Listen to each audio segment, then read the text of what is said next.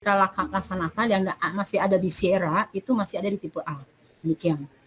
Jadi apakah itu yang di RPL? Maksudnya itu adalah pengakuan atas capaian pembelajaran seseorang yang diperoleh dari pendidikan formal, non formal, informal, dan atau pengalaman kerja sebagai dasar untuk melanjutkan pendidikan formal atau penyetaraan dengan kualifikasi tertentu.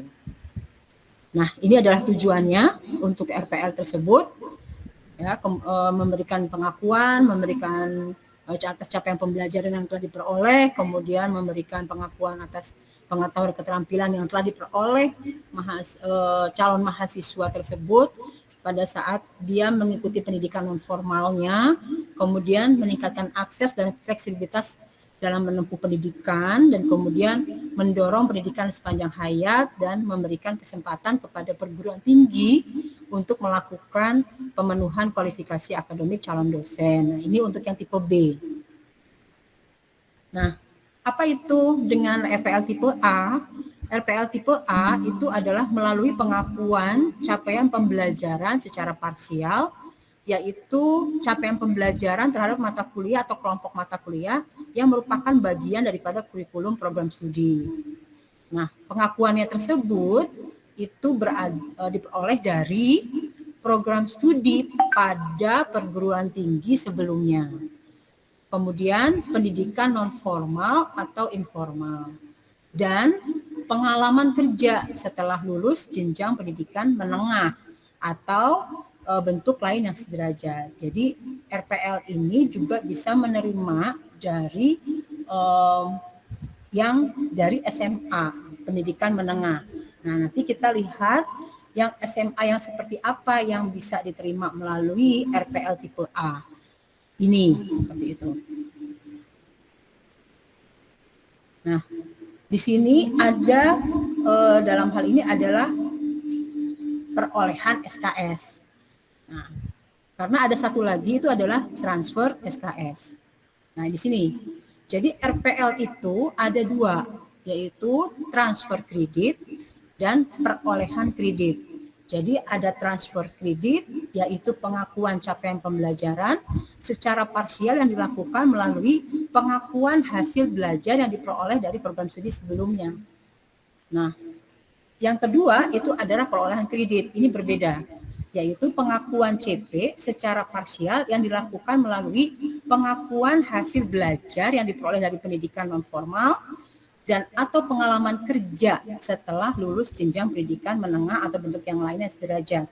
Jadi kalau transfer kredit, gampangnya itu adalah kita melakukan konversi terhadap mata kuliah yang ada nilainya di dalam transkrip atau yang lainnya, ya, pengakuannya, belajarnya dari program studi yang sebelumnya. Sedangkan perolehan kredit ini adalah pengakuannya itu hasil belajar yang diperoleh dari pendidikan non formalnya, dan dia melalui suatu assessment. Jadi bedanya kalau transfer kredit assessmentnya itu hanya wawancara, sedangkan perolehan kredit itu assessmentnya itu ada beberapa tahapan, dari mulai tugas terstruktur yang dilakukan secara bukan perkuliahan, tapi asesmen yang dilakukan oleh asesor yang dalam kondisi tersebut bisa dilakukan dengan wawancara atau tugas terstruktur yang dibebankan untuk menilai kembali atas hasil yang belajar yang di luar daripada pendidikan formalnya. Jadi ini adalah perolehan kredit. Nah, pengakuan perolehan satuan kredit semester itu di dalam petunjuk teknis tahun 2024 itu adalah bahwa jumlah maksimal pengakuan capaian pembelajaran yang dapat diakui adalah maksimal 70% dari total beban belajar suatu program studi. Nah, kemudian program studi diberikan kebebasan dalam menentukan mata kuliah yang ditawarkan untuk direkognisi. Kemudian tugas akhir dalam bentuk skripsi itu tidak bisa ditawarkan untuk direkognisi. Jadi mahasiswa yang rekognisi atau RPL ini tetap harus mengerjakan tugas akhirnya. Kemudian RPL tidak dapat dilaksanakan pada program doktor.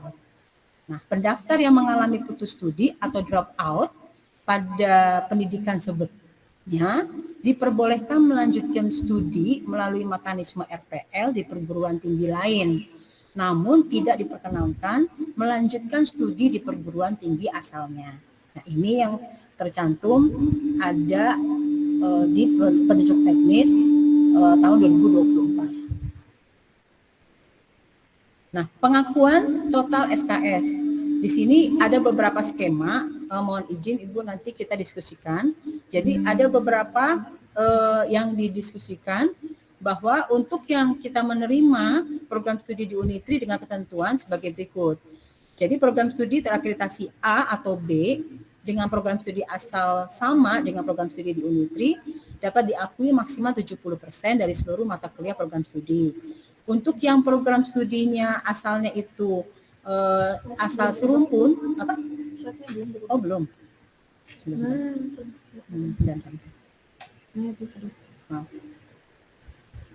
sudah? Sudah? Oh ini tadi. Ini. Sudah. Tadi ya RPL terdiri dari 2, yaitu transfer kredit dan perolehan kredit. Kemudian ketentuan pengakuan perolehan satuan kredit ini adalah ketentuannya 70%.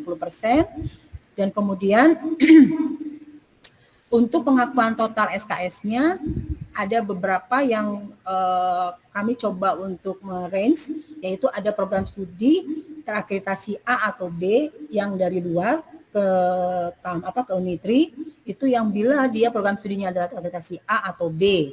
Kemudian program asal terakreditasi C dan program asal terdaftar di PDPT. Sedangkan program studi asal belum terakreditasi ini di kami di Unitri khususnya itu proses alih kreditnya tidak dapat dilakukan. Jadi yang bisa dilakukan untuk pengakuan total SKS kita itu adalah pada saatnya program studi itu terakreditasi A atau B yang dari tempatnya luar ya. Kemudian program studi asal terakreditasi C atau program studi yang asal itu terdaftar di PDPT. Nah, ini masing-masingnya disimulasikan sebagai berikut. Nah, kemudian untuk yang nah ini ya, 91. Nah, di sini untuk program studi dengan peringkat akreditasi tadi sudah ya, saya sampaikan. Nah, oke. Bagaimanakah ketentuan penyelenggaraan RPL tipe A? Untuk penyelenggaraan RPL tipe A, itu program studinya dengan status akreditasi minimal terakreditasi dan telah menghasilkan lulusan dari mahasiswa dengan status awal peserta didik baru sesuai PDDikti. Artinya bahwa penyelenggaraan RPL tipe A itu kita sudah punya untuk yang minimal B atau baik sekali. Ya, seperti itu. Jadi penyelenggaranya itu adalah yang terakreditasi B atau baik sekali. Minimal B. Nah, berarti pendidikan sudah bisa masuk, gitu ya. Pendidikan bisa masuk. Untuk ada satu poin lagi, yang kedua, program studi yang memiliki jumlah minimal dosen tetap sesuai ketentuan peraturan perundangan, ya, yaitu 5 yang sesuai ya. Kemudian penyelenggaraan RPL transfer kredit hanya diperbolehkan pada program sarjana. Ini yang penyelenggaraan RPL transfer kredit, berarti yang konversi. Untuk yang S2 berarti kan tidak bisa, yang pasca. Yang pasca tidak bisa transfer kredit. Nah, penyelenggaraan RPL perolehan kredit berarti yang melalui asesmen itu hanya diperbolehkan pada program sarjana, profesi, dan magister. Jadi magister itu masih ada peluang untuk mengikuti program RPL tipe A ini dengan jenis RPL perolehan kredit. Tidak bisa yang RPL transfer kredit. Oke, demikian. Kemudian, bagaimanakah masing-masing individu yang mengikuti RPL tipe A ini adalah persyaratan pendaftarnya, itu telah menempuh pendidikan pada program studi di perguruan tinggi sebelumnya. Persyaratan pendaftar perolehan kredit itu adalah pendidikan formalnya paling rendah lulusan sekolah menengah atas atau bentuk lain yang sederajat. Kemudian pendaftar yang akan melanjutkan ke program profesi atau magister paling rendah lulus program sarjana dan memiliki capaian pembelajaran yang diperoleh dari pendidikan formal, non formal, pengalaman kerja yang relevan dengan program studi pada perguruan tinggi yang akan ditempuh. Nah, Bapak Ibu sekalian, ini akan menjadi concern untuk diskusi kita kali ini. Pasti banyak yang akan bisa menjadikan diskusi bahwa bagaimanakah bila mahasiswanya seperti ini, bagaimana bila mahasiswanya seperti ini. Salah satu saja contohnya itu adalah bila mahasiswa tersebut dia dari SMA, kemudian mau langsung kuliah, ya dari SMA mau langsung kuliah, apakah dia boleh masuk di perolehan kredit? Jawabannya tidak bisa, karena dia belum ada pengalaman kerja. Yang di perolehan kredit di sini berarti kan yang kita akan adakan suatu assessment itu terhadap pengalaman kerja dia. Atau dia sudah menempuh suatu pendidikan non formal sebelumnya. Atau dia sudah berapa tahun mempunyai pengalaman kerja yang ingin dia rekognisikan terhadap perolehan kredit di perguruan tinggi dan pada program studi yang dia tunjuk. Itu mungkin bisa.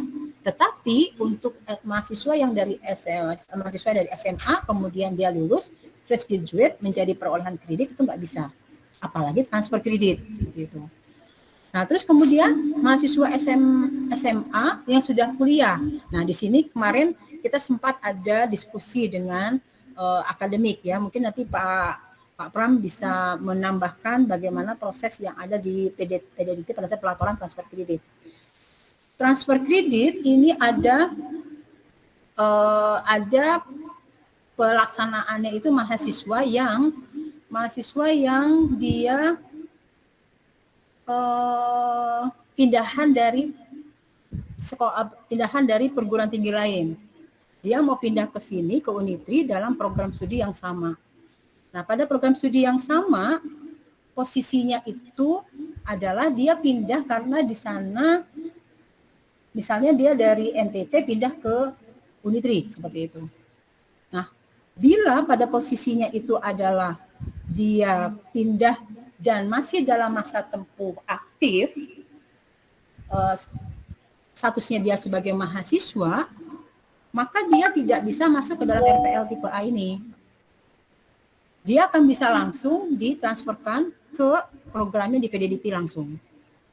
Tapi kalau di sana sudah putus dan kemudian tidak dalam masa aktif kuliahnya, dan dia sudah putus, kemudian dia ada pending waktu dia kerja, atau tidak terdaftar sebagai masa studinya dia di perkuliahannya itu 4 tahun, maka dia bisa mendaftar sebagai RPL transfer kredit. Atau dia keluar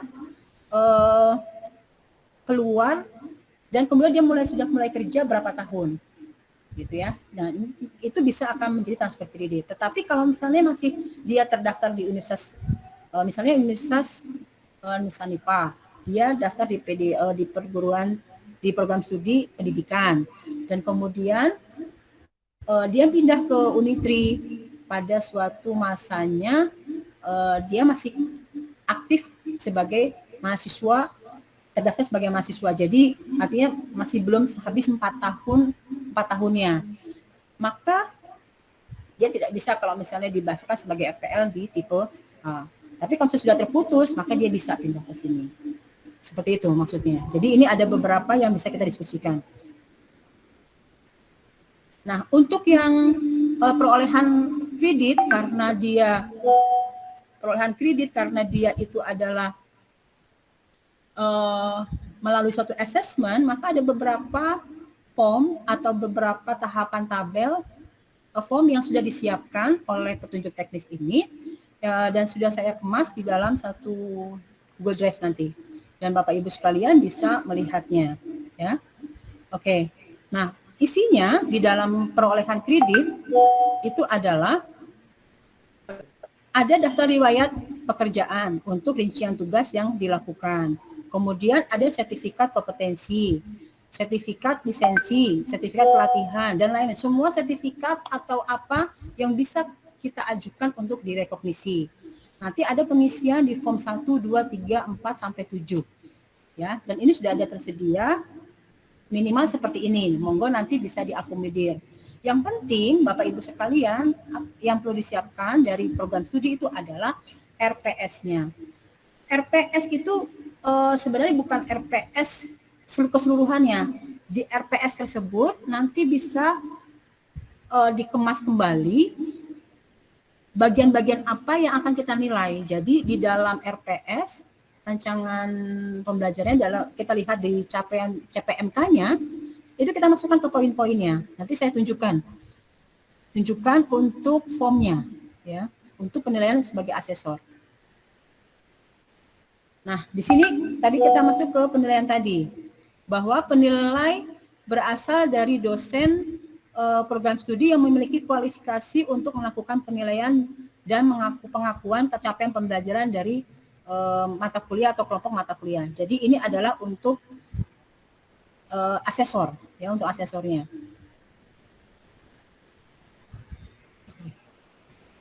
Ini untuk asesornya, bahwa penilai berasal dari calon dosen, dari dosen program studi. Kemudian bisa juga dari praktisi asesornya yang menilai perolehan kredit tadi, yaitu praktisi berasal dari dunia usaha, dunia industri, dan dunia kerja, atau asosiasi profesi yang relevan dan memiliki kualifikasi tertentu.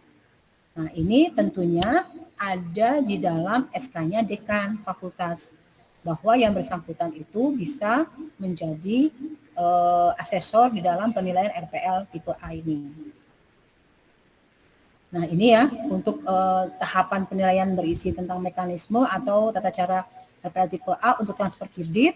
Itu ada autentifikasi, penilai melakukan pemeriksaan autentik ijazah dan lain-lain, kemudian ekuivalensi, penilaian terhadap capaian pembelajarannya, kemudian wawancara. Jadi tahapan ini yang minimal ada di dalam perolehan, di dalam penilaian transfer kredit konversi tadi.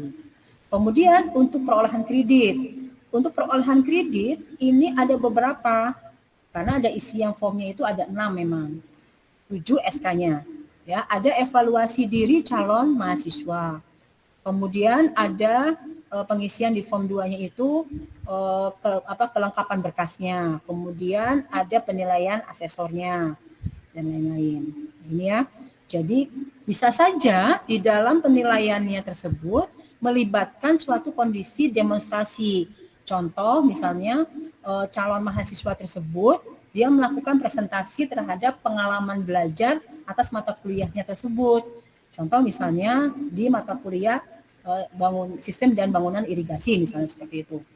Nah, mahasiswa tersebut dia sudah sering mengerjakan proyek irigasi.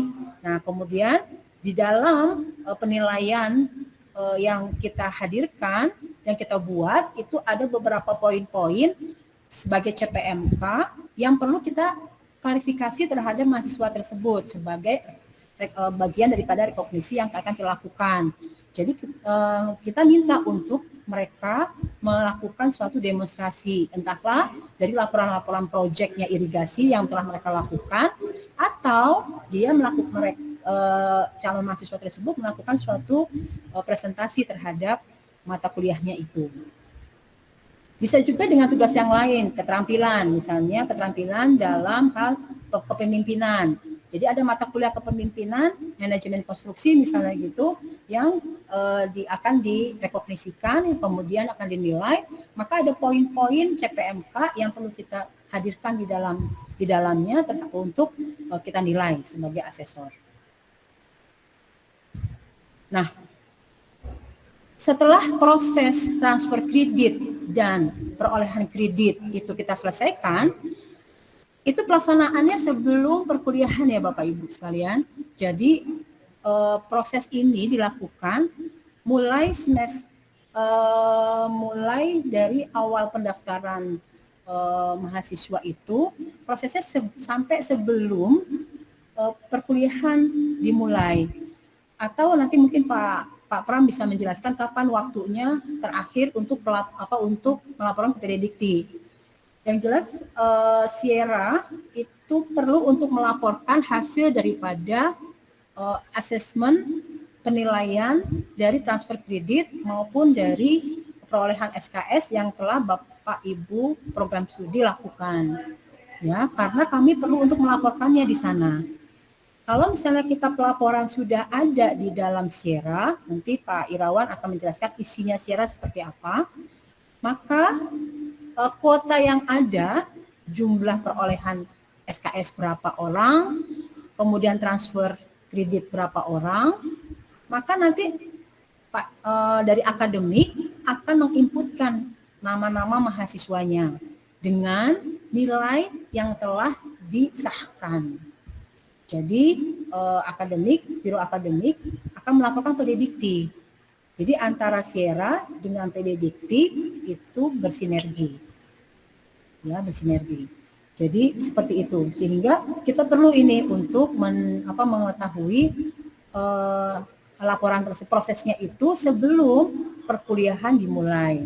Karena Bapak Ibu sekalian, tidak semuanya mata kuliah itu yaitu tadi kan cuma maksimal 70%, itu yang bisa dinilai dengan transfer kredit atau perolehan kredit SKS. Sisanya mahasiswa itu tetap kuliah. Jadi mengenai waktu dan pelaksanaannya itu adalah akan di SK-kan seperti itu. Jadi nanti dan biayanya sekalian. Berapa biaya yang akan dibebankan oleh mahasiswa untuk dia melakukan suatu perolehan SKS dan gitu. Nah ini dokumen yang perlu disiapkan. Nanti ini untuk yang pelaporan ya, nanti Pak Ir akan menyampaikan.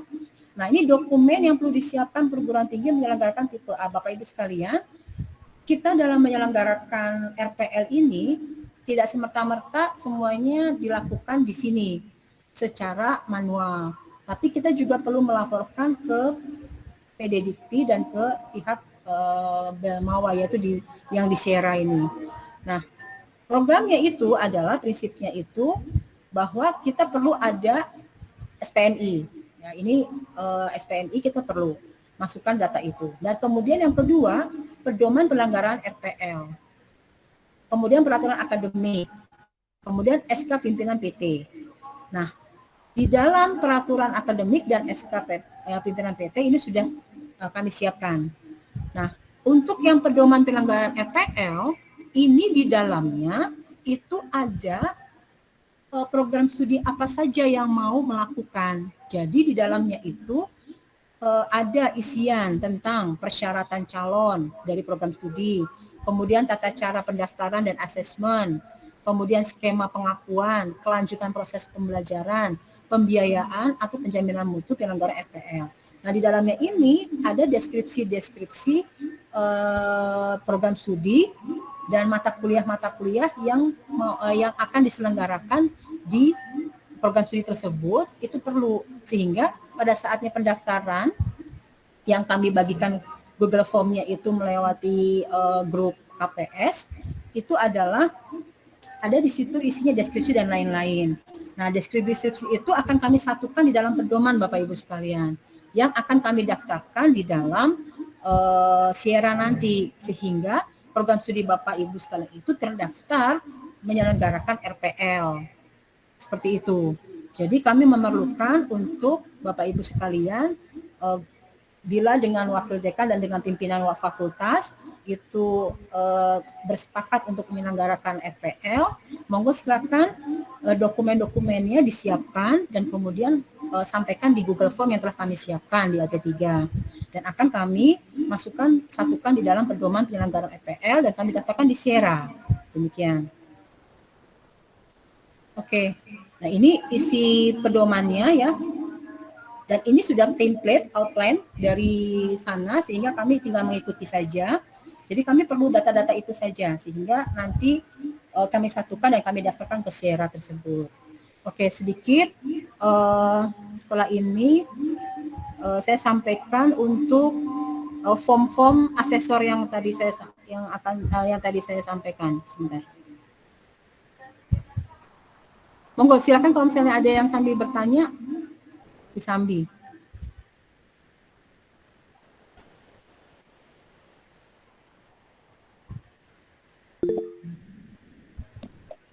Oh, Mas Pram, monggo. Bisa tambahkan Mas Pram, silakan. Sambil saya nyari formnya, monggo. Oke, langsung aja Bu. Saya ingin menambahkan beberapa hal tadi terkait masalah waktu ya. Waktu RPL ini artinya waktu penerimaan, assessment, sampai selesai semua prosesnya sebaiknya ya tetap mengikuti jadwal perkuliahan. Jadi sebelum minggu pertama ya dengan batas registrasi yang ada, batas registrasi mahasiswa baru itu disamakan semua. Jadi tidak ada perbedaan. Saya rasa agar dari teman-teman PMB juga selaras untuk jadwal penerimaan di semester ganjil dan di semester genap itu sesuai dengan yang ada di UPMB. Nah, itu tanggal registrasinya kalau nggak salah sudah disesuaikan. Nah, jadi harapannya pada minggu pertama perkuliahan sudah ready semua, sudah tinggal kuliah yang bersangkutan. Meskipun nanti kuliahnya juga mungkin ada yang eh, tidak dilakukan secara tiap hari ya. Jadi kita harus membedakan istilah antara kelas karyawan, kelas ekstensi dengan RPL. Ini yang mungkin nanti perlu kita pertimbangkan. Ini ada teman dari UPMB nggak di sini, nggih? Ada. Nggih. Karena kasus yang terjadi kemarin di penerimaan 2024-2025 ganjil ini ada yang tidak terdeteksi. Ternyata yang bersangkutan ini nanti masuknya sebagai RPL, tetapi tidak terdeteksi sehingga di dalam sistemnya juga akhirnya kami hanya dituliskan kelas karyawan seperti itu. Padahal kalau kelas karyawan itu adalah untuk jenis pelaksanaan kuliahnya, proses pembelajarannya, bukan jenis pendaftarannya. Karena kalau pendaftaran itu di PD Dikti di tempat kita yang kita gunakan adalah yang pertama adalah peserta didik baru. Itu istilah untuk yang tadi disebutkan oleh Bu Dian bahwa lulusan SMA, fresh graduate, belum punya pengalaman kerja, maka masuknya hanya bisa melalui status peserta didik baru. Nah, ini lalu yang kedua adalah yang tadi disampaikan oleh Bu Dian bahwa masih aktif di perguruan tinggi lain tetapi belum lulus. Nah, ini bisa masuk ke tempat kita dengan status pindahan atau transfer, itu definisinya. Yang ketiga adalah jika sudah lulus kuliah, sudah tidak memiliki ikatan aktif sebagai mahasiswa dari perguruan tinggi sebelumnya, lalu mau meneruskan di jenjang S1 program studi yang kita miliki, ini nanti masuknya sebagai RPL transfer SKS. Demikian nggih Bu Dian nggih. Ya. Yang itu nggih. Nah, kalau lulus SMA, punya pengalaman kerja, punya pengalaman pendidikan non formal atau informal, bisa masuk sebagai perolehan SKS. Demikian ya Bu Dian nggih, kurang lebih seperti itu. Jadi tidak ada istilah masuk sebagai kelas karyawan, itu tidak ada. Itu yang kita samakan dulu persepsinya agar tidak salah kembali nanti di periode berikutnya. Nah, karena kasus yang kemarin seperti itu hanya dicatat sebagai kelas karyawan. Nah, kami sudah sampai terlanjur mendaftarkan ke PD Diktinya sebagai peserta didik baru. Karena KPS-nya baru melakukan proses rekognisinya agak terlambat. Jadi kami harus melakukan pendataan ulang, memperbaiki data yang ada di PD Dikti karena sudah terlanjur terlaporkan. Tapi alhamdulillah sudah beres semua.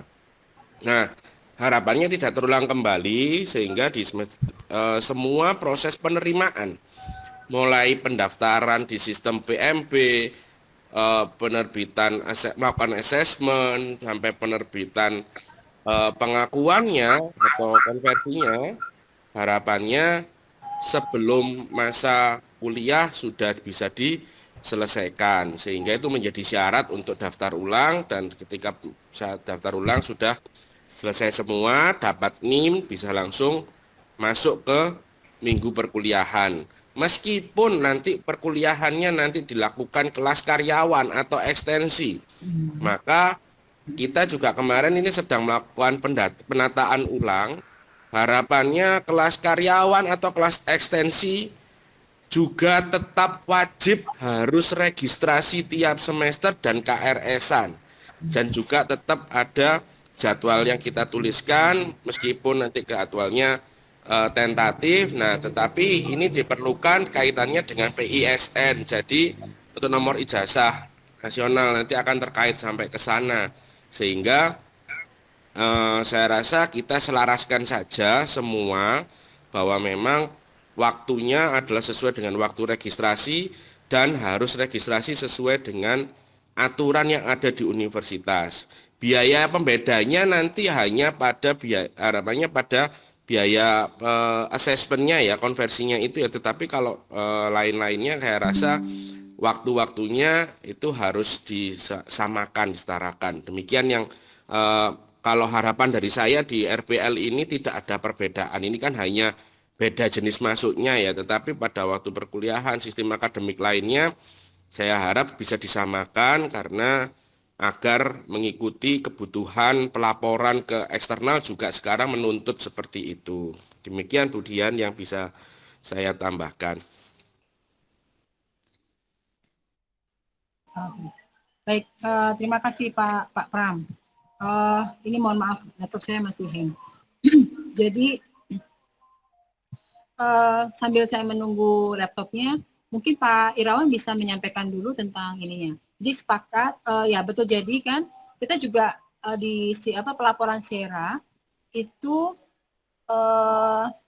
hasil daripada asesmen perolehan SKS dan kemudian dari transfer itu pelaporannya itu kan mengikuti PD Dikti, gitu kan ya Pak Pram ya. Jadi kita sepakat bahwa pelaksanaannya untuk asesmen itu kita adakan sebelum perkuliahan dimulai.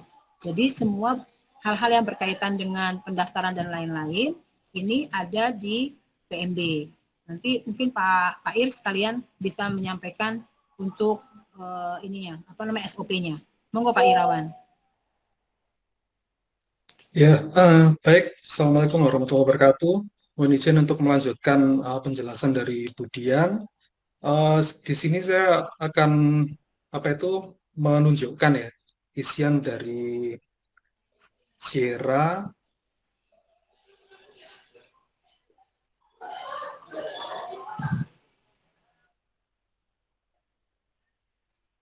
sudah tampil ya Bapak Ibu ya. Nah, di sini di sistem nanti ada ini ada pengajuan dan pelaporan ya yang utama di sini. Nah, pengajuan ini posisi kita ada di semester ganjil ya. Jadi kita nanti masukkan di genap setelah menerima data-data dari Bapak Ibu sekalian ya tentang pengajuan untuk prodi yang didaftarkan. Nah, nanti ada di sini. Untuk pengajuannya saya bukakan lagi ya. Saya masuk di webnya LP3 dahulu. Kemarin ada yang sudah mendaftar ya, tapi banyak yang belum mendaftar. Di sini kita klik yang RPL gitu ya. Ini webnya LP3, sebelah kanan ini ada RPL. Nah, ini adalah web sementara ya, maksudnya untuk informasi dulu, sistem informasi dulu, penjelasan tentang RPL ya. Nanti ini sudah dikoordinasikan dengan TIK, nanti TIK akan membuatkan sistem berkaitan dengan RPL ya, karena kita lihat dari universitas lain juga demikian, ada sistem informasi untuk khusus tentang RPL. Nah, mungkin sedikit menanggapi dari Pak Pram tadi digabung dengan UPMB, saya kira mungkin sebaiknya mungkin dipisah ya, karena meskipun nanti juga ada apa ya, mahasiswa baru yang melalui RPL, tapi informasinya akan berbeda gitu. Meskipun nanti juga bisa mendaftar ya, seperti mahasiswa baru begitu. Akan ada Maksudnya informasi tanggalnya, tentang Pak. gimana Pak? Maksud saya diselaraskan itu tanggal dan mekanisme pendataan data Oh iya. dirinya tetap jadi satu. Tetapi kalau mekanisme konversinya RPL-nya dipisah nggak apa-apa. Bisa ya? Oh ya. Nggih, Pak, nggih. Ya, Ya. Oke. Ini nanti mungkin ada yang misinformasi, misalkan belum belum apa itu, Bapak Ibu ada yang ketinggalan, nanti bisa membaca informasi yang ada di sini gitu ya. Ini masih sifatnya prototipe, jadi dikembangkan lagi oleh TIK. Nah, ini informasi info tentang prodi yang sudah mendaftar yang semester sebelumnya. Kemudian pedoman-pedoman ada di sini, Bapak Ibu bisa melihat informasinya. Semuanya ada di sini ya. Kemudian ada alur pendaftaran mahasiswa RPL yang tipe A tadi ya. Ini mahasiswa mendaftar melalui sistem, kemudian UPMB membuat surat pendaftaran program RPL, kemudian nanti akan diserahkan ke prodi ya, tembusannya ke WR1 dan LP3. Kemudian ada dua macam ya, ada sistem yang transfer sama perolehan SKS. Nanti ini ada hasilnya, ada SK mahasiswa transfer KS, SK hasil konversi SKS ini yang mahasiswa transfer. Kemudian yang perolehan SKS, di sini ada SK mahasiswa perolehan SKS ya yang nanti akan diserahkan ya. Kemudian berita acara hasil asesmen dan form asesmen nanti untuk pelaporan RPL-nya yang akan dilakukan LP3 dan PHK yang disampaikan di PD Dikti. Kemudian untuk pendaftarannya ada di bagian prodi ya, kemarin yang saya kirimkan di grup KPS berisi tentang Google Form ini untuk sementara ya, karena ini masih sifatnya sederhana. Kemudian yang sudah mendaftar kemarin ya, ini saya tunjukkan.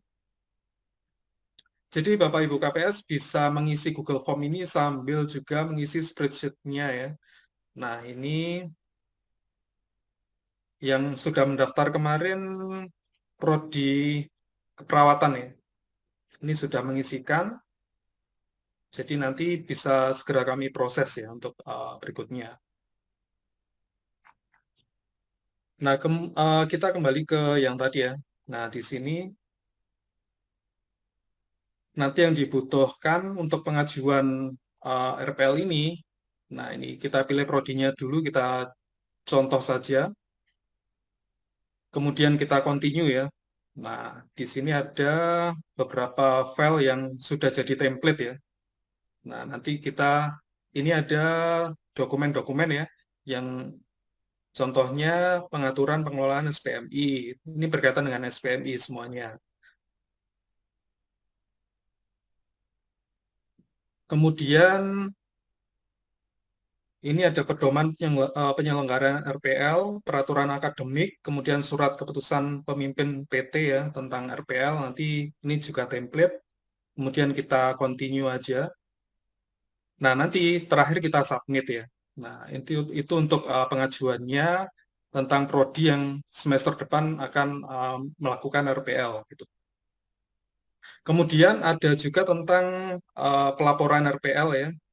Nah, di sini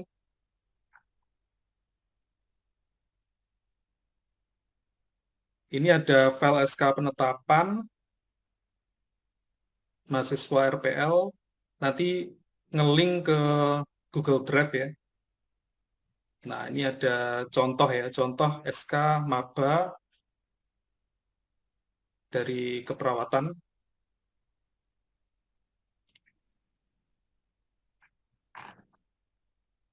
Mohon maaf ini belum terbuka ya. Jadi seperti ini nanti ada nama-nama mahasiswanya. Oh ini ya.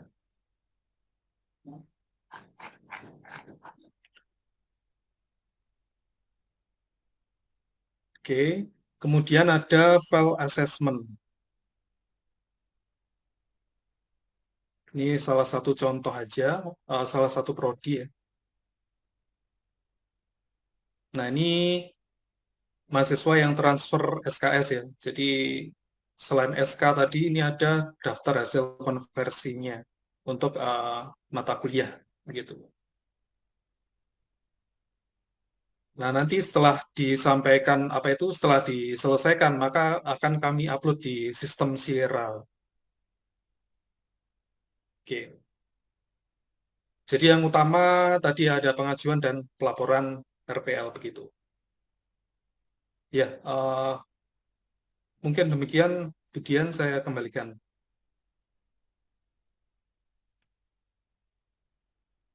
Pak Ir.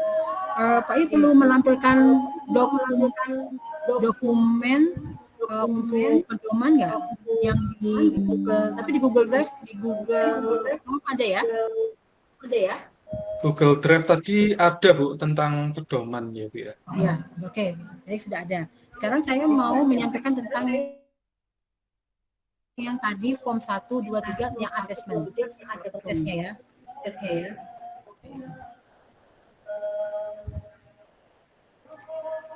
Jadi memang agak sedikit berat ya, agak sedikit mengambil suatu waktu sedikit karena proses penilaian yang dilakukan oleh asesor itu perlu peninjauan lagi CPMK-nya. Ini yang saya kemarin ikutan workshop dan saya mencoba membuatkan untuk mata kuliah saya yaitu di irigasi seperti itu. Nah, ini contoh, ini satu form dulu. Ini form 1 dulu. Form 1 ini isinya form 1 petunjuk untuk pemohon RPL. Jadi ini untuk yang perolehan ya, perolehan SKS. Perolehan SKS di sini. Jadi setiap mahasiswa nanti bisa membaca ini. Nah, di sini ada daftar mata kuliah program studi yang ditawarkan untuk mata kuliah perolehan kredit, gitu ya. Mata kuliah apa saja yang ditawarkan seperti itu. Nah, kalau dulu itu kan tahun 2021 itu hanya perolehan SKS, perolehan kredit. Kalau sekarang kan kita ada transfer kredit dan ada perolehan kredit yang semua sama-sama harus dilaporkan di dalam Sierra. Kalau dulu hanya perolehan kredit aja. Sekarang transfer kredit itu masuk juga di dalam pelaporan Sierra. Jadi Bapak Ibu sekalian, pada saatnya ada mahasiswa yang mau transfer kredit ataupun perolehan kredit, ini bisa disodorkan untuk mata kuliah yang ditawarkan untuk transfer kredit dan untuk perolehan kredit. Maksimalnya adalah 70 SKS. Kemudian 70%, Terus kemudian di sini ada tahapan pengakuan asesmen. Tahapannya seperti ini. Menghubungi tim RPL, menyiapkan aplikasi dan lain-lain. Nah, ini ada tahapan yang dibuat. Persyaratannya seperti ini. Jadi ini adalah sebagai pegangan untuk mahasiswa mengetahui tentang RPL kita. Kemudian selanjutnya itu masuk ke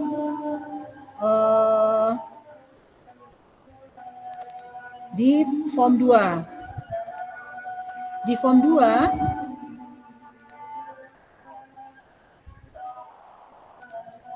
form 2 ini isinya formulir. Di formulir ini ada formulir program studi. siapa nama mahasiswanya. Jadi mereka mengisi formulir ini untuk yang diperolehan. Ya, contoh ini mahasiswa yang mendaftar ke yang saya contohkan mendaftar ke kami di Teknik Sipil. Nama lengkap ini, ya. Ini adalah sudah ada template-nya. Nama daftar mata kuliahnya apa? Nah, ini juga daftar mata kuliah ini adalah nama mata kuliahnya itu disesuaikan dengan mata kuliah program studi. Ya, semuanya. Kemudian di sini tulisan pengajuan RPL. Pengajuan RPL-nya dari mahasiswa melamar. Dia ya atau tidak untuk mendaftarkan. Kemudian dia keterangan di sini ada dia apakah ini transfer SKS atau perolehan SKS. Bapak Ibu sekalian, sekarang untuk yang transfer SKS, perolehan SKS ini pelaksanaannya itu apakah boleh dua-duanya ya? Saya ini masih belum tanya lagi sama saya lupa ya, saya tanya ya. Apakah satu orang mahasiswa ini bisa dilakukan dua-duanya? Ini mungkin Pak Pram ada info nggak Pak Pram? Mohon bantuan. Apakah satu orang mahasiswa ini bisa lakukan dua-duanya? Kalau secara sistem kayaknya nggak bisa ya Pak Pram ya? Kalau mau dilakukan dua-duanya nanti masuk di perolehan Bu. Jadi misalkan begini, yang bersangkutan lulus D3 dari yang D3 dia kan punya transkrip lulus 110 SKS. Itu yang dikonversi dari transkripnya maksimal itu tadi 70% dari total atau mungkin batasnya nanti mungkin kita bisa diskusikan lagi, tapi sebagian bisa diambil dari transkrip. Nah, misalkan setelah dia lulus dari D3 itu, dia memiliki sertifikat tambahan, mungkin ikut sertifikasi ahli K3 umum atau K3 kimia. Nah, maka jika itu nanti memang relevan dengan ada mata kuliah yang di dalam ini itu bisa di rekognisi, tapi nanti ujungnya akhirnya dia akan masuk bukan ditransfer tetapi di perolehan. Nah, batas maksimalnya ini saya nggak tahu apakah tetap mengikuti 70% tadi dari yang lulus ataukah 70% dari total SKS yang akan ditempuh di S1. Itu nanti mungkin kita bisa buat aturan turunan di bawah-bawahnya mungkin kayaknya begitu. Jadi tambahannya tidak bisa dua-duanya, tapi nanti langsung masuk memang ada tambahan langsung perolehan. Ya, betul, setuju. Nah, ya itu tadi kan orang itu ya Pak Pram ya kan? Ya. Kan pelaporannya kan terpisah kan sekarang kan? Transfer sendiri, perolehan sendiri. Jadi kalau misalnya ada yang mau seperti itu karena maksimal 70% bisa langsung diperolehkan ke perolehan SKS gitu ya. Tapi kalau misalnya masuk ke perolehan SKS, mahasiswa tersebut harus melalui assessment yang ada. Betul. Ya. Oke. Nah, ini ada tangan pemohon. Ya. Di sini ada lampiran disertakan formulir evaluasi diri, daftar riwayat hidup, ijazah, transkrip dan lain-lain. Sebutkan apa saja yang disampaikan. Kemudian masuk lagi ke form 3.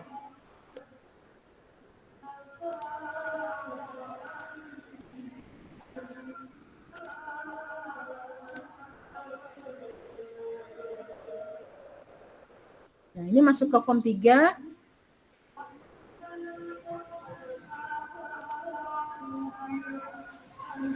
Ini sudah ada uraiannya. Nah, ini penilaian. Untuk penilaiannya, ini valid atau tidak. Ini sudah ada. Nah, Bapak Ibu sekalian, di sini yang perlu kita sesuaikan, yaitu tentang kemampuan akhir yang diharapkan atau capaian pembelajaran mata kuliah CPMK. Nah, dari hasil yang kemarin saya ikut workshop, di sini kan diisi oleh program studi. Jadi tidak semuanya CPMK bisa masuk ke sini. Ini bisa direka kata-katanya sehingga itu menuju ke capaian pembelajarannya tersebut yang diharapkan. Asal sesuai dengan sesuai dengan CPL-nya. Jadi ini adalah isinya CPMK. Ya, kemudian penilaian di sini ada pengetahuan dan keterampilannya, sangat baik dan bagaimana. Hasil evaluasi asesor dan bukti. Jadi ini untuk penilaiannya itu sudah ada masuk di dalam penilaian ini. Kalau sangat baik itu adalah saya melakukan tugas ini dengan sangat baik dan lain-lain. Tapi yang menentukan yang dikerjakan oleh program studi adalah ini. Di sini diisi oleh calon, diisi oleh asesor, dan kemudian ini diisi oleh calon. Jadi ada bukti dokumennya itu misalnya menjelaskan aspek kuantitatif dan kualitatif fundamental kimia. Nah ini dokumennya ini ada apa yang bisa disampaikan oleh calon. Kemudian menjelaskan struktur atom dan konsep massa misalnya gitu. Ini buktinya apa yang mau disampaikan oleh calon. Asesor dengan menilai free ATM-nya. Demikian. Oke, seperti itu sampai ke tabel ke 5, sampai ke 5, kemudian sampai ke 6. Ada 6 tabel. Yang paling urgent penilaian tadi yang tadi di form 4. Oke, baik. Itu yang bisa disampaikan ini dibagikan semuanya ke program studi dalam bentuk Google Drive. Monggo, bisa dibuka diskusi. Silakan.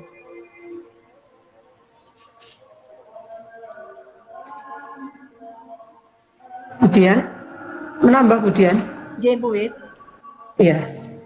Terima kasih untuk penegasan bahwasanya pendaftaran RPL ini bersamaan dengan pendaftaran mahasiswa yang jalur reguler yang biasanya sudah kita jalankan, gitu ya.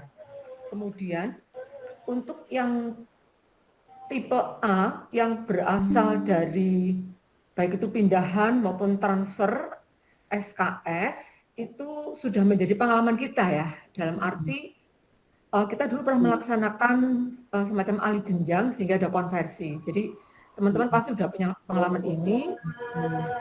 Nah, kemudian juga bagaimana prosedur untuk pelaporan di setiap semester harus dilaksanakan. Kita sudah melakukan hal-hal semacam ini, jadi bukan hal yang baru. Yang menjadi perhatian kita tentunya adalah untuk RPL yang perolehan kredit, gitu ya. Nah, dalam hal ini pengalaman kerja itu menjadi poin utama, gitu ya, dalam proses penilaian, gitu ya. Karena itu diperlukan untuk pengakuan kreditnya kan, pengalaman kerja itu. Jadi sebetulnya program studi juga perlu mempersiapkan sebetulnya pengalaman kerja seperti apa sih yang bisa diakui gitu ya. Kalau teman-teman keperawatan sudah jelas ya, misalkan dari para perawat yang bekerja di rumah sakit, oke, gitu ya. Kemudian juga mungkin surat pengalaman kerja ya, surat pengalaman kerjanya. Kemudian tadi Bu Dian sebutkan sertifikat pelatihan yang tentu yang relevan gitu ya dengan program studi gitu ya. Kemudian yang poin penting lagi adalah bagaimana mengkaitkan atau menghubungkan antara tugas kerjanya dia dari pengalaman bekerja dia dengan kompetensi yang relevan dari program studinya. Jadi harus tepat. Oleh karena itu kan diperlukan seorang asesor gitu ya. Ibu tadi juga memberitahukan ada mata kuliah yang ditawarkan itu perolehan kredit seperti apa kan, seperti itu. Jadi untuk persiapan teman-teman yang memang memerlukan untuk menerima mahasiswa untuk perolehan kredit itu harus benar-benar disiapkan sejak sekarang. Terutama adalah program studi yang jumlah mahasiswanya harus dijaga gitu ya, karena ini sangat penting sekali gitu ya. Jangan sampai kita ini melaksanakan penerimaan mahasiswa RPL ini tapi kita tuh keribet sendiri gitu ya, jangan gitu ya. Jadi persiapan jauh-jauh kalau memang ada perolehan kredit tadi, persiapan asesor seperti apa, bagaimana pengalaman kerja di bidangnya masing-masing gitu ya. Kalau teknik mungkin juga jelas gitu ya. Pertanian mungkin yang bekerjanya di industri atau pengolahan hasil pertanian, sehingga mungkin lebih cocok untuk TIP, misalkan seperti itu. Pengalaman kerja apa di bidang perdagangan atau bisnis, nah cocoknya di mungkin apa manajemen, apa akuntansi. Nah, hal yang semacam ini kan harus ada rumusan tersendiri, yang itu perlu disiapkan, gitu ya. Sehingga asesor ini juga bisa melihat nanti bagaimana sih pengalaman kerja yang diberikan dengan bukti-buktinya, termasuk dengan sertifikat pelatihannya. Itu yang menjadi poin utama juga. Terima kasih, Bu Dian. Baik, terima kasih Bu. Ada sebentar. Jadi menurut sebentar Pak Pram. Berarti kan kalau begitu untuk asesornya untuk menilai kita perlu untuk ada peninjau atau untuk kita ibaratnya ada pelatihan sedikit ya Bu ya, ke ibaratnya workshop lah nanti misalnya. Jadi gini, ada suatu mekanisme untuk pelaksana asesor. Jadi asesor itu nanti kan ada beberapa form yang perlu diisi, termasuk juga program studi yang tadi saya sampaikan dari program yang 1 sampai 6 itu Bu. Ya, berarti kan kalau gitu program studi apakah perlu nanti ada pertama pengesahan asesor, itu kan berarti kan asesor juga perlu untuk menilai. Jadi ada bagian apa saya itu asesor itu perlu dinilai lagi gitu Bu, penilai asesor. Pertama, program studi mana yang ada peluang ya, mereka akan menerima dari sisi yang perolehan tadi. Kan tidak semua program studi gitu ya. Ya, betul. Kalau program studi yang sudah banyak mahasiswa tentunya ya perlu perhatian gitu ya. Yang kurang-kurang gitu ya, diskusikan juga dengan manajemen fakultas apakah memang benar-benar program studi di fakultas pertanian misalnya yang jumlahnya sedikit itu mulai melirik gitu ya untuk menerima mahasiswa yang seperti itu gitu ya. Kalau memang seperti itu harus ada tambahan mekanisme ataupun semacam tadi itu Ibu katakan itu apa namanya pengalaman kerja yang bagaimana, asesmen bagaimana, itu perlu dipersiapkan benar-benar dulu supaya pada saat penerimaan itu sudah siap gitu ya. Kita bisa memberikan pengakuan yang memang kita sudah siap dengan semua perangkat gitu. Kalau untuk yang dari transfer kredit kan tidak terlalu banyak butuh energi untuk penyiapan ya. Tapi kalau yang perolehan kredit ini benar-benar perlu energi ekstra, yang itu harus benar-benar dipikirkan, disiapkan dulu gitu ya, untuk persiapan penerimaan tahun 2025 tentunya. Ya. Baik, terima kasih Bu. Kita siapkan. Mas Pram, ada tambahan?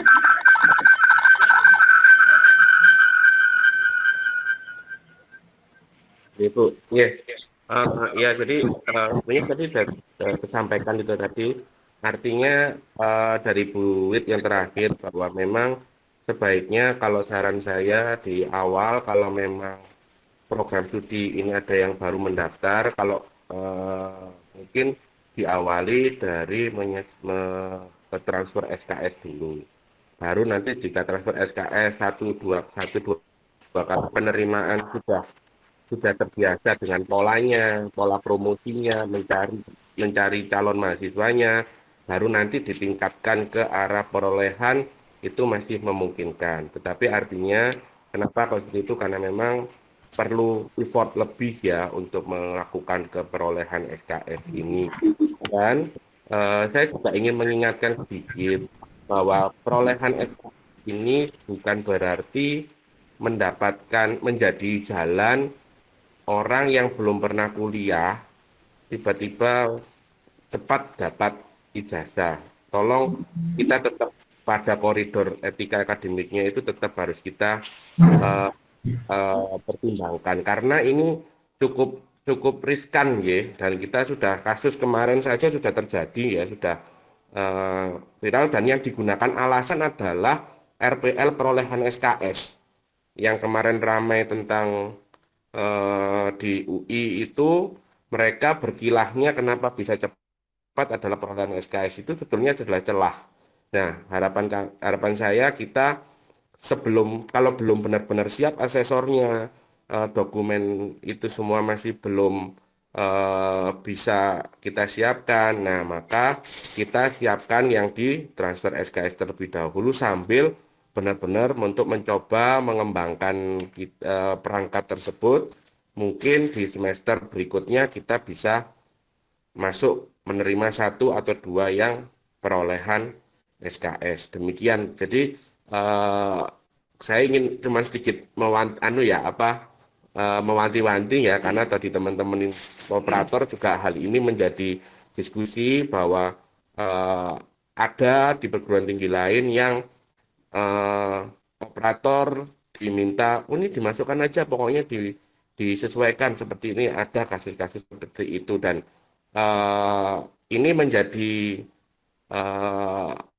resikonya besar ke depan seperti itu. Nah ini perlu kita jadikan pertimbangan juga, Prodi. Jadi mungkin kalau keperawatan jelas nggih, sudah ini teknik kimia sama sipil mungkin sudah punya pengalaman, sekarang mau beralih ke arah mencoba yang keperolehan SKS, saya rasa sudah mulai sudah punya pengalaman di transfer SKS. Nah, mungkin yang nanti prodi yang baru kita starting di semester pertamanya kita difokuskan di transfer SKS terlebih dahulu saja. Itu kalau saran dari saya demikian.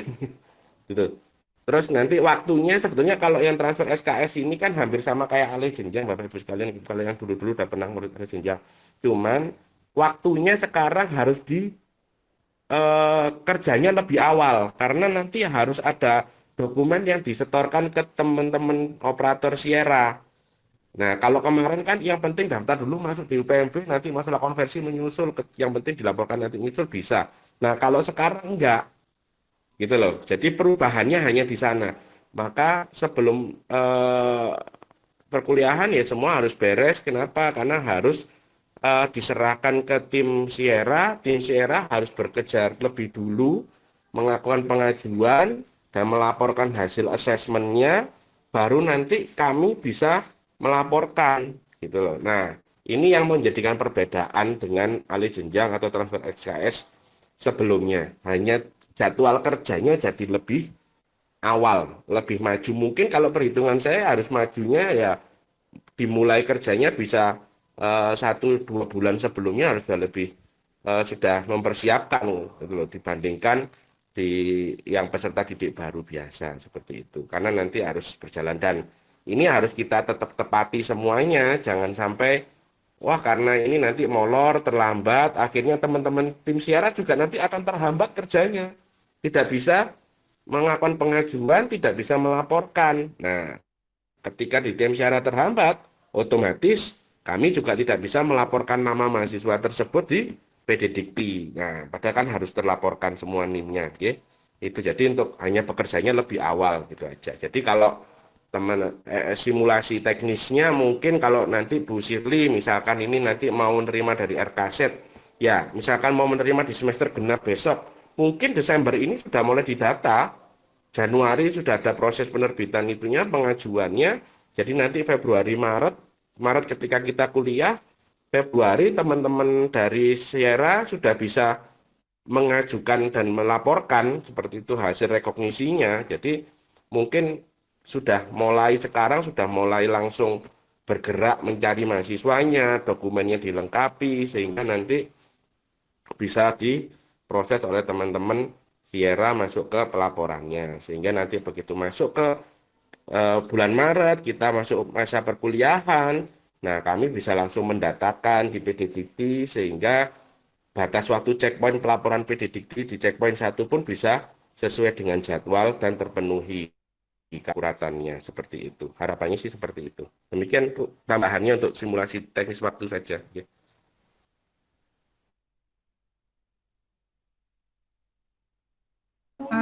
Baik, monggo ada waktu mungkin sekitar 5-10 menit untuk Bapak Ibu dari KPS yang bisa didiskusikan. Monggo. Pak Ir masih gabung nggak? Pak Ir? Iya, masih. Pak Ir, sudah ada berapa program studi yang mendaftar yang baru siapa? Program studi yang baru siapa? Yang mendaftar masih keperawatan saja, Bu. Artinya keperawatan, teknik sipil, sama teknik kimia kan sudah terdaftar. Ya dari program studi lain? Belum ada. Belum ada. Dari program Bapak Ibu sekalian yang gabung di sini dari pertanian, apakah ada yang mau mendaftar. Karena begini, kemarin itu info dari UPMB, ada mahasiswa itu bertanya tentang RPL katanya begitu. Dan itu dari Fakultas Pertanian yang mengarah ke UPMB. Terus kemudian kalau nggak salah pertanian apa saya lupa itu, agrotek atau apa gitu. Nah, bertanya untuk program di ini. Terus akhirnya kan mereka apakah betul saya sampaikan bahwa agrotek masih belum pertanian masih belum mendaftar untuk program RPL, saya bilang gitu. Jadi kalau misalnya memang mau program studi silahkan untuk mendaftar. Sekiranya mungkin ada, walaupun dia transfer gitu kan Pak Pram ya.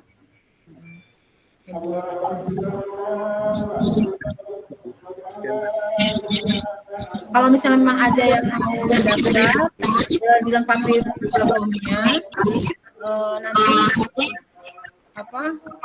secara khusus kami dampingin untuk isiannya gitu. Karena kan itu akan kita masukkan ke Sierra.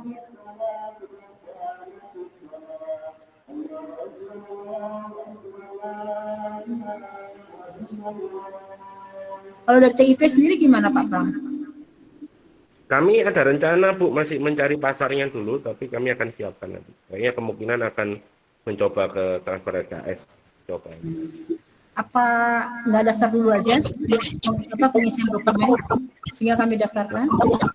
Nanti disiapkan oleh KPS-nya sendiri Bu. Nanti kan semua dari KPS. Ya, saya cuma kemarin. Jadi ada kemungkinan TIP ya? Tapi untuk pelaksanaannya nanti dari KPS Bu, bukan saya. Ya. Terus dari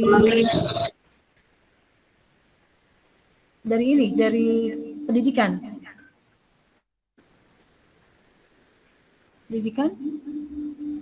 soalnya sudah B sekarang ya, dan baik sekali ya, sudah baik sekali. Berarti bisa mendaftar. KPS-nya nggak ada? Tadi ada Bu Meta. Oh baik. Ada Bu Sirli, ada yang bisa disampaikan?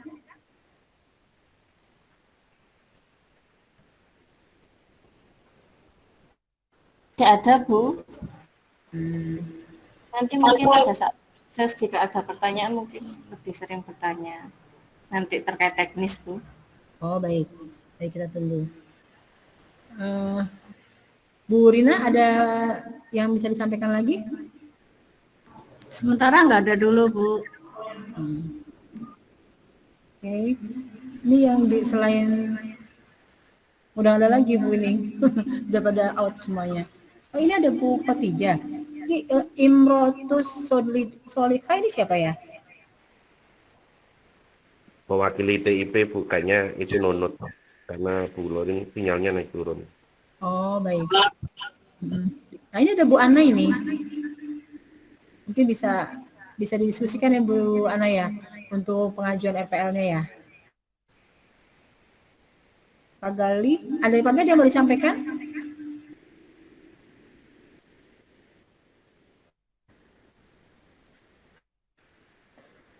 Halo, Pak Gali?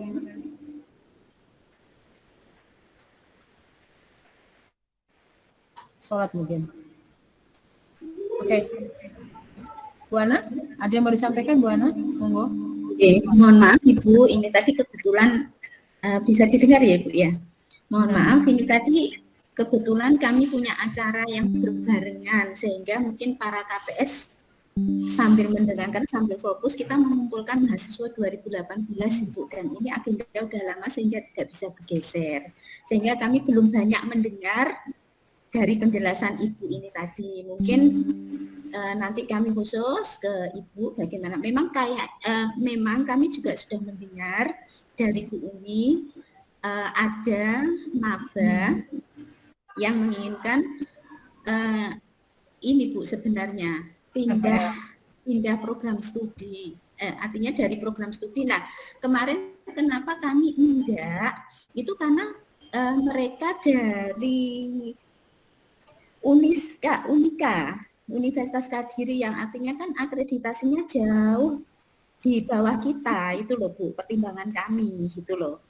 Nah itu pun sudah, itu kebetulan yang dari agribis, dan kami juga harus belajar tentang rekognisi sebenarnya. Nah, prosesnya RPL itu gimana? Kami memang masih belum fokus ke situ. Cuman kemarin kita pending dulu untuk menerima mahasiswa pindahan karena nilainya juga terlalu banyak D-nya. Itu kemarin kami sempat berdiskusi itu dengan KPS, kata Ibu. Mungkin untuk yang informasi dari Bu ini mungkin itu yang Bu Dian sampaikan, satu mahasiswa dari Uniska, dia di drop out dari Uniska pindah ke kami dan nilainya juga jelek banget sehingga hanya sekian mata kuliah yang bisa direkognisi. Terus saya nggak tahu peraturan hari ini gimana, tapi kan kemarin itu karena kita masih akreditasinya unggul, terus kalau ini terakreditasi aja. Mohon izin bisa menanggapi kami yang diskusikan. Baik, mohon menanggapi Bu Wit sama Mas Pram. Jadi begini, kita itu kan melakukan amanah dari Undang-Undang Nomor 12 tentang fleksibilitas. Dan kemudian kemarin juga ada diskusi itu bagaimana universitas itu mewadahi untuk yang mahasiswa yang seperti ini. Mahasiswa kita itu kan mahasiswa di Indonesia itu kan tidak semuanya itu dari unggul. Yang kemudian apakah bisa masuk ke RPL? Tadi di slide saya sempat menampilkan ini contoh dari universitas di Jogja. Pas kebetulan beliau menggunakan RPL. Terus diskusi tersebut isunya itu adalah bagaimana itu ada kampus yang seperti itu. Jadi ada 4 kategori kampus kan. Pertama dia universitasnya itu adalah yang terakreditasi, program studinya terakreditasi A atau B. Kemudian yang terakreditasi C. Kemudian yang terakreditasi saja, yang masih terdaftar terakreditasi, yang terdaftar saja. Tapi yang satu lagi itu yang belum ada, yang tidak terdaftar, artinya itu dia itu yang satu lagi itu yang tidak terdaftar, maka kita tidak melayani ini. Jadi kita bisa melayani sebenarnya Bu Ana, yaitu mahasiswa yang A atau B, kemudian mahasiswa yang dari program studi yang C. Nah, ini tinggal dari kebijakan dari kampus, dari Unitri, itu kalau misalnya yang C, yang C, dia mau pindah dari program studi yang sama. Kira-kira berapa persentase maksimal SKS yang perlu diberikan. Jadi, ibaratnya kalau misalnya dalam diskusi kami di workshop kemarin itu, kita itu dari itu kan yang memberikan materi itu adalah dari Kemendikbud, Pak siapa itu lupa. Nah, dia itu bilang bahwa kita mewadahi seharusnya dari mahasiswa-mahasiswa yang seperti itu, karena mereka kan kuliah terus kemudian drop out dari tempat yang memang itu kan bukan maunya dia juga kan gitu. Jadi kalau misalnya dia mau pindah ke tempatnya kita dengan kasus kita ada lebih tinggi universitas akreditasinya itu bisa kita wadahi. Namun kita punya main sendiri dari program studi misalnya mata kuliahnya itu yang maksimum yang bisa rekognisi itu hanya berapa persen, tidak sampai 70%. Kan 70% kan maksimal ya. Iya. Begitu. Kemudian, ya. Maaf, tapi perlu dipertimbangkan kembali di peraturan akademik kita memang sudah tertulis untuk mahasiswa ini kan bukan RPL ya Bu ya, tapi pindahan ya. Atau Oke. Jadi peraturan akademik kita memang saat ini masih tertulis untuk pindah masuk dari perguruan tinggi lain itu dengan akreditasi minimal sama atau di atas. Itu masih ada di peraturan akademik kita. Jadi kalau memang kita nanti mau sepakat mau menerima yang drop di tempat lain diterima di tempat kita, ya maka peraturan akademiknya harus disesuaikan terlebih dahulu. Jadi memang seperti itu Bu Dian. Kalau untuk masa pindahan ya, ini bukan RPL nggih, tapi pindahan. Pindahan itu biasanya di tempat lainnya, kampus asalnya itu statusnya di PD Dikti harus mengundurkan diri minimal. Nah, kalau drop out itu memang tidak bisa diterima kalau di peraturan penerimaan pindah masuk kita, Bu. Itu ingat saya seperti itu. Jadi selama ini memang di kalau pindahan seperti itu. Nah, kalau sekarang sepakat dari drop out dari kampus lain mau kita ya monggo, tapi memang sampai saat ini kemarin setahu saya drop out masih belum bisa kita terima dengan peraturan kita sekarang. Monggo sekarang kalau memang mau dilakukan revisi atau perbaikan peraturan dan kita sepakati kita mau menerima masa drop out di tempat lain ya monggo, memang amanahnya kita perlu mewadahi, tetapi kan kembali kepada keputusan universitas. Kita mau peraturannya kita gimana, mau menerima atau tidak. Kalau sampai saat ini kayaknya masih memang minimal statusnya pindahan, mengundurkan diri, terus dari akreditasi yang setara atau di atasnya. Itu yang masih peraturan kita terakhir. Monggo kalau memang kita sepakati mau dirubah dalam kaitan ini, terlepas dari RPL, masalah pindah masuk, karena nanti tidak melalui RPL juga, ini kan nanti sebenarnya hal yang lain.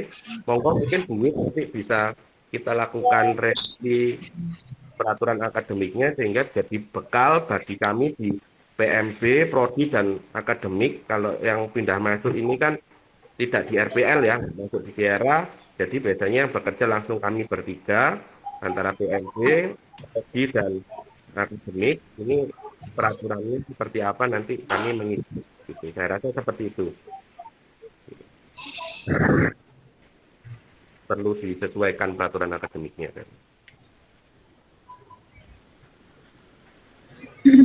Baik, kita monggo Bu Wit mau menanggapi.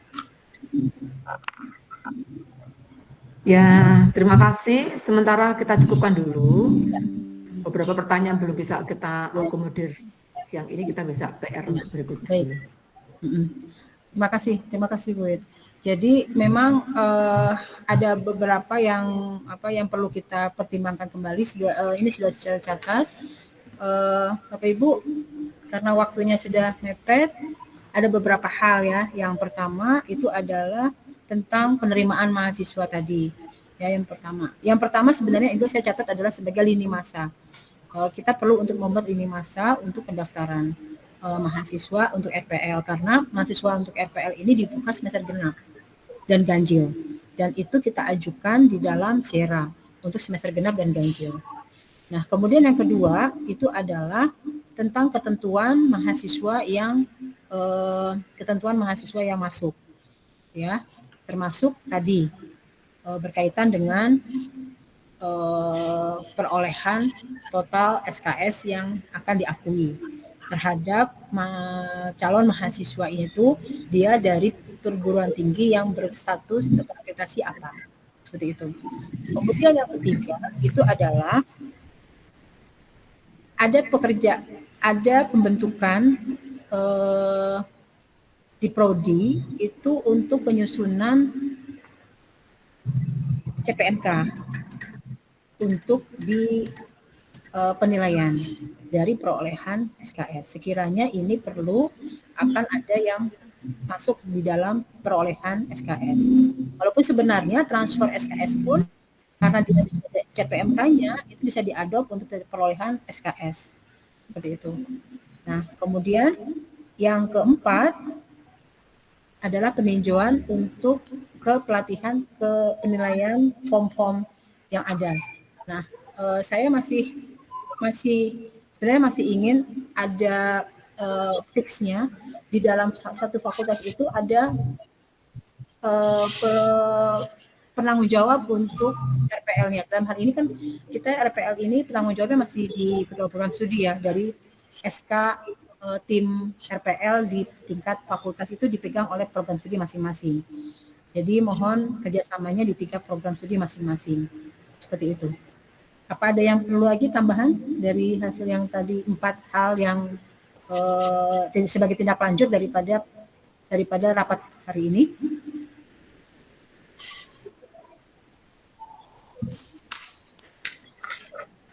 Ampun. Oke, Pak Gali, ada yang mau disampaikan Pak Gali? Udah ya?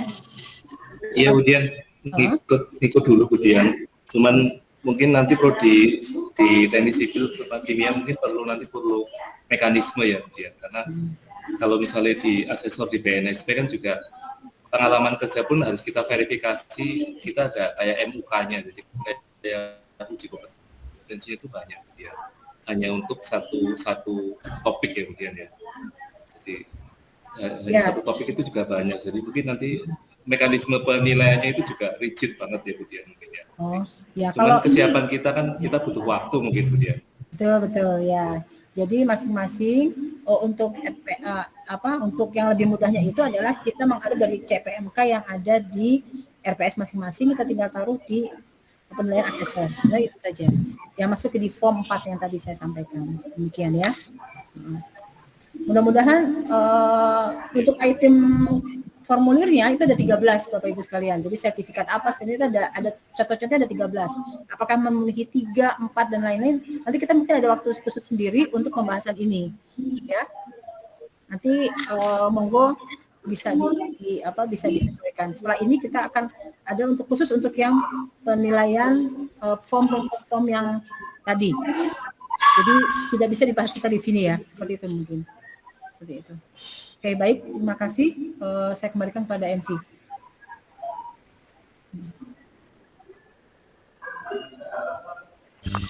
Baik, terima kasih Bapak Ibu sekalian. Alhamdulillah sudah pada penghujung acara pada siang hari ini. Terima kasih kami sampaikan kepada Ibu yang telah